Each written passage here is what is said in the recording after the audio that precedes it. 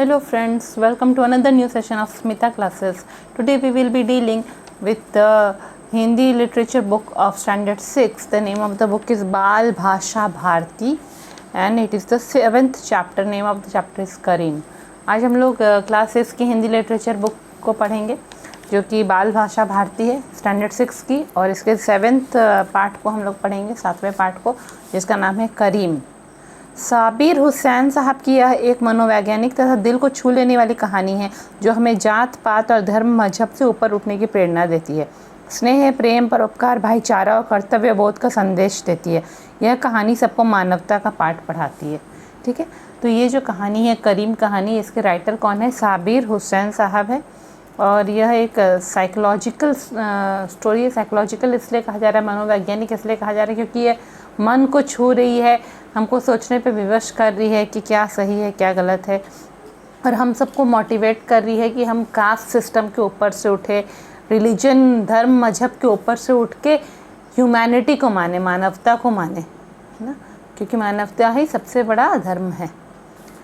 मानवता, स्नेह, प्रेम, परोपकार, दूसरे के प्रति स्नेह रखना, प्रेम रखना, उनके लिए उपकार करना, भाईचारा, सब लोग को अपने भाई बहन मानना, और जो है ऐसा नहीं कि तुम मेरे धर्म के नहीं हो तो तुम्हारे साथ मैं स्नेह का व्यवहार नहीं करूँगी, ऐसा नहीं। ठीक है। सुनील चला जा रहा था, तभी उसकी दृष्टि होटल में काम कर रहे लड़के पर पड़ी। वह ठिठक कर रुक गया। पहले तो उसे विश्वास ही नहीं हुआ कि होटल में काम कर रहा लड़का उसके स्कूल में पढ़ने वाला करीम है, लेकिन जब उसने ध्यान से उसे देखा तो विश्वास करना ही पड़ा। करीम को तो वह कभी भूल ही नहीं सकता। पिछले साल वह सड़क के किनारे लगे जामुन के पेड़ पर चढ़कर जामुन तोड़ रहा था, तभी वह पेड़ से गिर पड़ा था। तभी सभी दोस्त उसे घायल देखकर भाग गए थे। तब करीम ने ही उसे रिक्शे से अस्पताल पहुँचाया था। करीम भी लड़कों के साथ जामुन खाने के लालच में आ गया था। तब उसने डांट दिया था कि वो उसका गिराया एक भी जामुन ना छुए, क्योंकि करीम न उसका दोस्त था और ना ही सहपाठी। करीम कक्षा 6 में पढ़ता था और वह कक्षा 8 में। वह एक अधिकारी का पुत्र था और करीम एक सब्जी वाले का। लेकिन जब करीम ने उसे अस्पताल पहुंचाया था तो उसका गर्व समाप्त हो गया था। यदि करीम उसे अस्पताल ना पहुंचाता तो अधिक खून निकलने के कारण उसकी मृत्यु भी हो सकती थी। करीम ने ही उसकी मम्मी को उसके घायल होने की सूचना दी थी। इस कहानी में 2 लड़कों के बारे में बताया जा रहा है, एक सुनील है, एक करीम है। सुनील जो कि है 8th क्लास में लास्ट ईयर पढ़ता था, और उस वक्त करीम जो है 6th क्लास में पढ़ता था। तो एक बार सुनील जब जामुन खा रहा था पेड़ पे चढ़ के, और तभी करीम आ गया था जामुन खाने के लालच में, तो सुनील ने उसे डांटा था कि तुम मेरे गिराए हुए एक भी जामुन खाना नहीं, छूना नहीं, क्योंकि तुम मेरे दोस्त नहीं हो, मेरे सहपाठी नहीं हो, मेरे क्लास में नहीं पढ़ते हो, ना ही तुम मेरे दोस्त हो। ठीक है। पर उसी वक्त जामुन तोड़ते वक्त ही बस पेड़ पर से गिर पड़ा। सुनील जब पेड़ पर से गिर पड़ा तो उसके बाकी साथी जो है वो भाग खड़े हुए।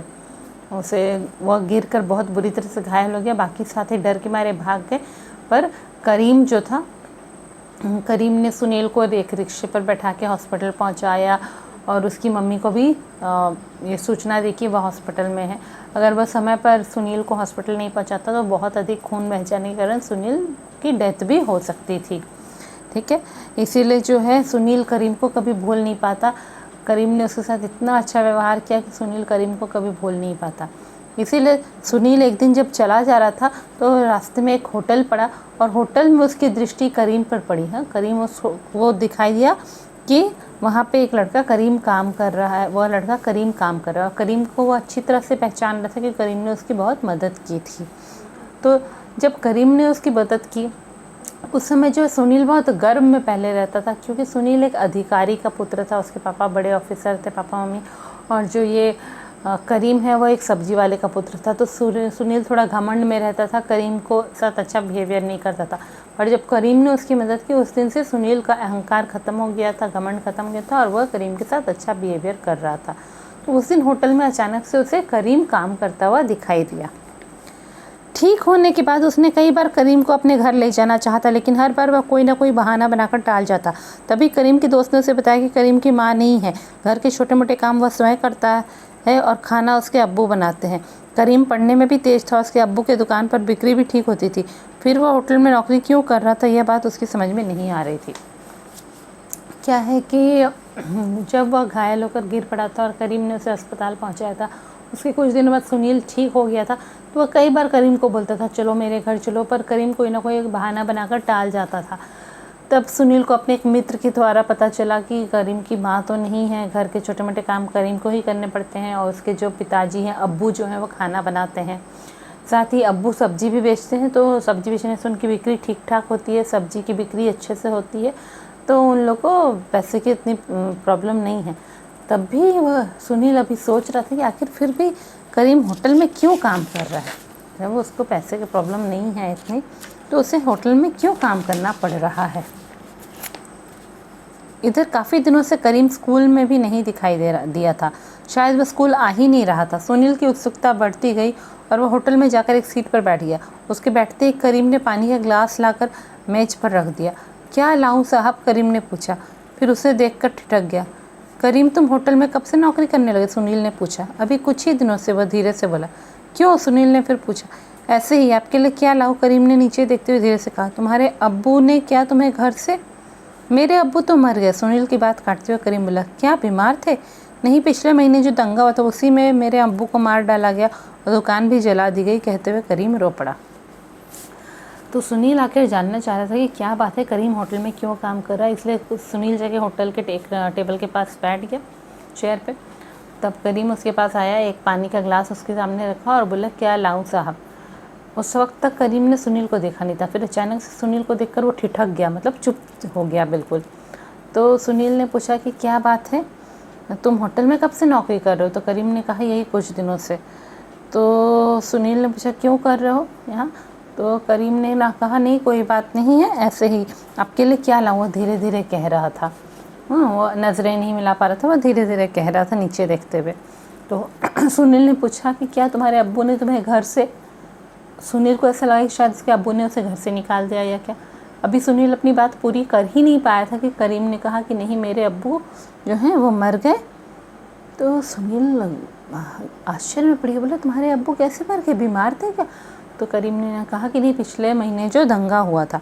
दंगा क्या होता है कि रिलीजन के नाम पे लोग एक दूसरे से लड़ाई करते हैं, और वह लड़ाई इतनी ज़्यादा बढ़ जाती है कि आग लगा देते हैं, एक दूसरे को मार डालते हैं। तो उस दंगे में कई इनोसेंट लोग भी मारे जाते हैं, जो कि एक्चुअली दंगे का हिस्सा नहीं रहते हैं। तो ऐसे ही एक दंगे में सुनील के करीम के अब्बू को मार दिया गया था, और करीम के अब्बू की जो सब्जी की दुकान थी उसे भी जला दिया गया था। ये सारी बातें करीम ने सुनील को बताई और फिर रोने लगा। ओह, सुनील ने गहरी सांस ली। किराया बाकी था, इसलिए मकान मालिक ने भी घर से निकाल दिया और सामान रख लिया। सुबकते हुए करीम बोला, तुम्हारा और कोई नहीं है जो तुम यहाँ नौकरी कर रहे हो? सुनील ने पूछा। मामू है, उन्हीं ने मेरी नौकरी यहाँ लगवा दी, करीम ने बताया। अरे अबे करीम, वहाँ खड़ा क्या कर रहा है, होटल मालिक चिल्लाया। करीम तेज़ी से वहाँ से चल दिया। सुनील ने एक क्षण सोचा और उठकर करीम का हाथ पकड़ते बोला, अब तुम यहाँ नौकरी नहीं करोगे तो फिर क्या करूँगा? तुम मेरे साथ रहना और पढ़ना, सुनील बोला।